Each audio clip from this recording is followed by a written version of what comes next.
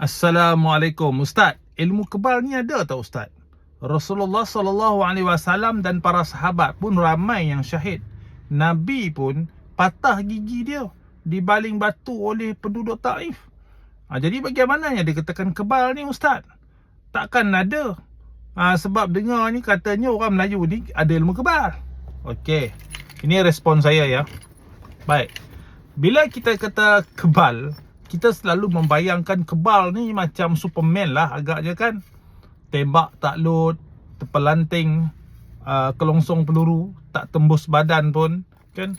Okey, satu sudut apa yang kita membayangkan itu memang betul. Apa yang digambarkan di dalam filem dan di dalam cerita-cerita orang lah tentang ilmu kebal. Okey, memang ada ilmu kebal ni.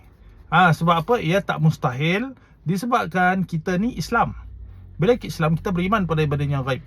Dan kita meyakini Allah itu maha berkuasa di atas tiap-tiap sesuatu. Itu pegangan kita. Jadi sebenarnya tentang kebal ini, dia terhasil daripada permohonan sebenarnya tuan-tuan dan puan-puan. Mohon kepada Allah Subhanahu Wa Taala. Minta kepada Allah menerusi ayat-ayat atau zikir-zikir tertentu yang dibaca, yang diajarkan oleh Pak Kiai, Tok Guru zaman dulu. Berdasarkan dengan i'tikad dan sandaran yang tepat dan betul. Dan pada ketika itu pun memang darurat. Kurang senjata. Contoh zaman kolonial dulu. Kalau nak tunggu senjata ada, nak lawan kolonial, memang sampai kiamat lah. Memang tak ada. Kalau nak tunggu sampai tentera tanah Melayu ni dah lengkap, mungkin komunis dah menguasai dah tanah Melayu ni dah. Jadi sebab itu contoh apa yang berlaku pada Kiai Saleh dan anak buah dia. Dengan izin Allah, mereka hanya bersenjatakan parang panjang, menentang dan menghancurkan kumpulan komunis. Dan Allah izinkan. Mereka tak ramai. Tetapi Allah izinkan mereka dapat memerangi komunis dalam keadaan mereka selamat. Ini kata kunci dia, selamat. Kalau kita tengok Nabi Muhammad SAW, Rasulullah tidak wafat di medan perang. Nabi tidak syahid di medan perang. Faham? Jelas ya? Jadi kita boleh katakan Nabi pun sebenarnya ada ilmu kebal tu, tetapi bukan dalam konsep yang kita faham.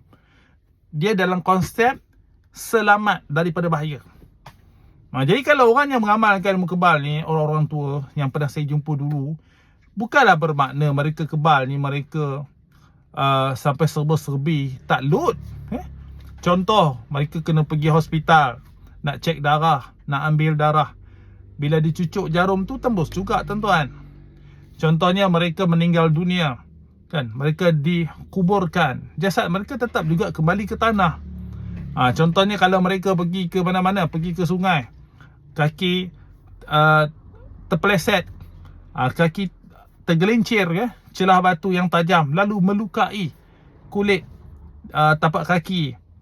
Jadi sebenarnya kekebalan itu bukan dalam konteks tak load seperti mana kita membayangkan Superman tu, bukan.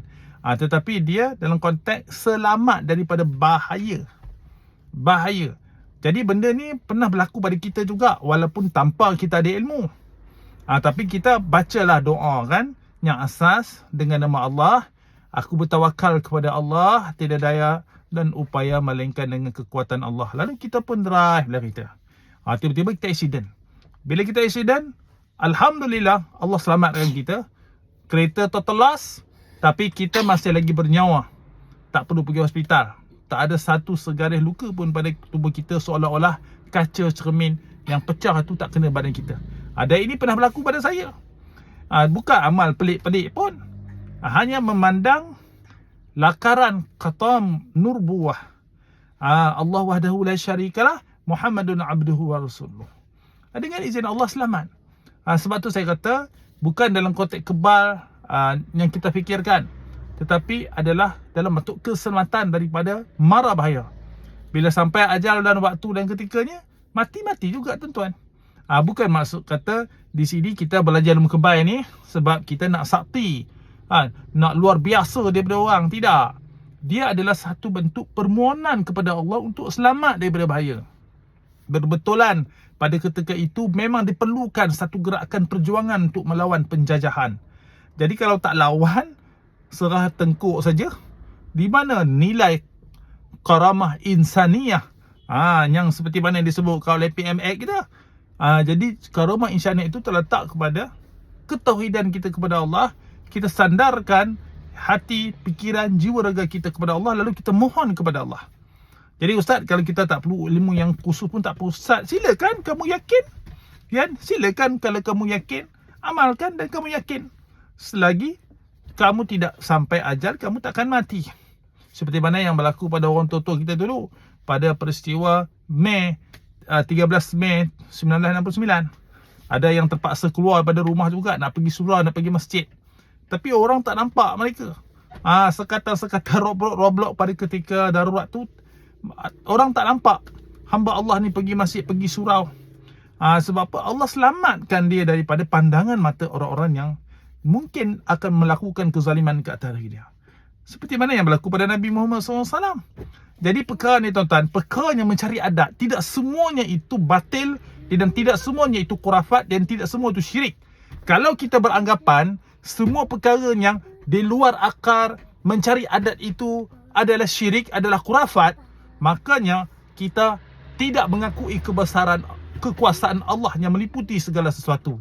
Kita secara tak sedar telah mengiktiraf jin itu, makhluk halus itu lebih berkuasa daripada Allah. Maka bertaubatlah ya. Bertaubat. Astaghfirullahalazim.